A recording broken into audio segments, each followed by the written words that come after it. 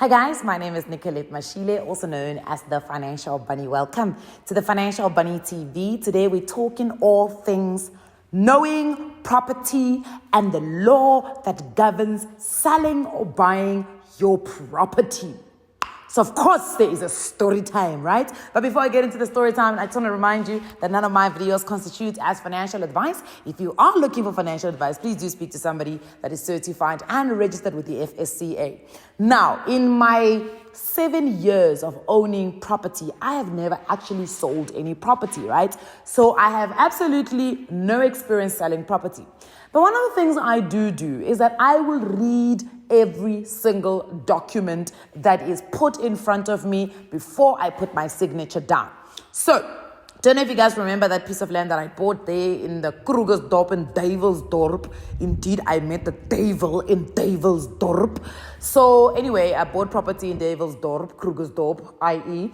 And I had wanted, obviously, to go into farming. And then I realized halfway through it that, you know what? I was ill-prepared for farming. It's not something that you can do as a side hustle. You actually have to, 1, have some expertise, 2, have the time, 3, have the patience, and 4, don't do your nails. I mean, no, that wasn't for me. I just could not do it. I could not do it, right? So anyway, and remember also in a previous video, I told you guys about that lady who had actually sold me the land, who was giving me so much grief in terms of fence, right? So anyway, so I've decided now, in fact, I had kind of halfway in my mind wanted to sell or wanted to just keep the land and just sit with it and not actually do anything with it. That was actually my decision. I was like, you know what? I'm going to keep the land. I'm just going to keep it there. I'm not going to do anything on it. I'm just going to wait it out until I am emotionally, I am psychologically in the right space for me to actually kickstart my farming career, right? In fact, I had wanted to get out of TV. And once I stopped television, I would then go back or go into farming full time. Anyway, so while all of this drama is happening with that lady and this whole legal process that she said she was going to start and what, I get a call from a gentleman. He says, "Hi, my name is Banbani. I'm looking to buy your land." So I say to him, "Which land?" He says, "The land that you bought in DEVILSDORP." He's like, "I was actually away. I had wanted to buy that land for my parents. They want to build a huge house there. And I had wanted to buy that land. So when the seller was selling, I was not here. I was not in the country. I actually left the country." So I was like, you know what? I'm not actually in the market to sell. But you know what? If you give me a good price, maybe I will sell.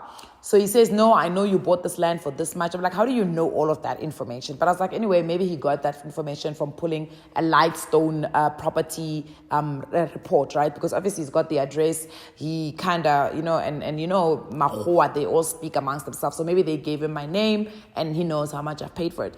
I'm like, no, I'm not going to sell the property at the same price that I bought it as. It makes no sense. 1, because I did try to actually plow on the land. So I did spend a couple of rands plowing and preparing the land. 2, I did pay for transfer fees and all of those things. So if you're going to be buying the land from me, you got to include all of that. And then also you got to include the capital gains tax that I may potentially need to pay for. So I pumped up the amount of money, that I was going to price the land. And this guy was very keen, guys. It was a time when I was very busy also with Daily Theta.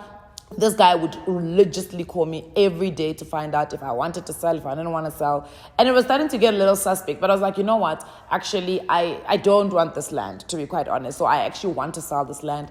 I would rather start looking for something that I can buy closer to the Mpumalanga side of town.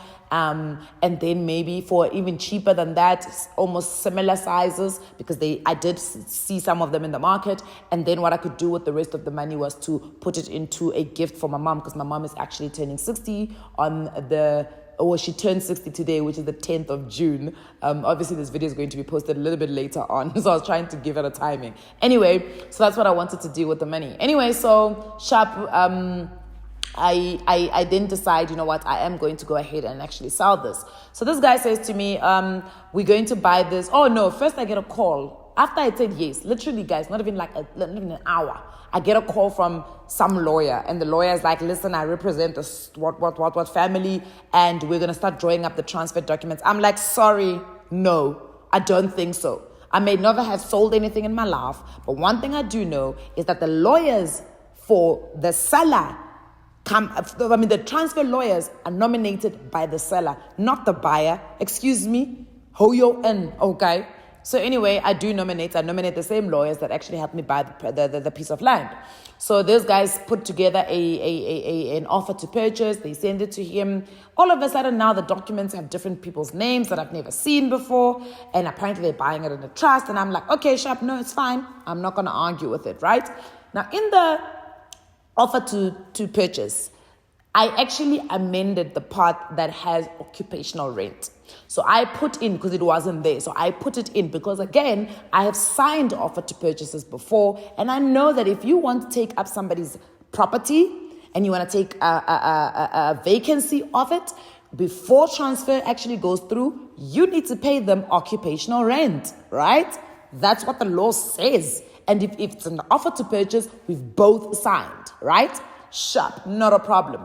So we start the process, we get it signed, and we sign the papers and the documents. Now, what happens is that when I actually got the land, the lawyers that the seller was using at the time, who are now my lawyers that I'm using as the seller, they were supposed to open a municipal account on my behalf, and they never got to that because there was a backlog at the municipality there in the west or wherever, so I don't know what the municipality is. Sharp. So now that is the only document, because there needs to be a clearance certificate for me to be able to sell this piece of land, right? So obviously now we're stuck at that process. So when I went to go and sign the final document at the lawyers, I was told that the family is asking for permission to go on the land and just trim the grass in case it catches fire. I was like, no problem. They can definitely go ahead and do that. What is trimming a little bit of grass? Sharp. Guys, to my freaking surprise, I get a call on, I think last week, from the neighbor who bought the land next to mine. He's like, Nicolette, how could you do this to a brother? You don't tell me you are selling. These guys have removed my stuff that was on your part of the land. They moved away with it. They said this is their land and anything that's on it belongs to them. Guys, I was so upset. Because me and this gentleman had created such a great relationship. You know, he was going to teach me how to farm. We were going to get into it together. He had these pipes that I said, it's fine if you put some on my piece of land because I wasn't using my land as yet. And these guys just ruined such a great relationship that I had with him. But I also could not believe the way they treated him, because the guy apparently kept saying, "That is ons land. It is our land. We have bought it from this TV poppy." I said, first and foremost, who the hell is a TV poppy? Yay! Please do not take my title and think you can undermine me with my title. I'm an educated black woman. Don't come for me when I didn't ask for you. Okay? Pick up the phone and I call the guy and say, "Excuse me, sweetie pie. You see, when you were trying to negotiate to buy my piece of land, you were a decent human being. I expect you to stay decent up until the transfer goes through. Because first and foremost, in case y'all don't know what the law says in the country, but you don't take ownership of somebody's property up until the transfer at the deeds office has been registered. Don't piss me off, okay? Don't do that. If you want to take ownership, you come and you ask permission and you pay what is called occupational rent. Don't come for me when I did not call for you." He's like, "Oh, Nicolette, I didn't know. I was in hospital. This and that." And I said, "Listen, in as much as I sympathize with you being in hospital, I don't sympathize with illegal processes happening on my land." I said, "Please remind your family that is still a piece of land that I own. The transfer has not gone through. Let us not do that to each other. And please tell your brothers, your sisters, your cousins, your whatever they are, that ain't nobody going to call me the TV poppy. I am not a TV poppy.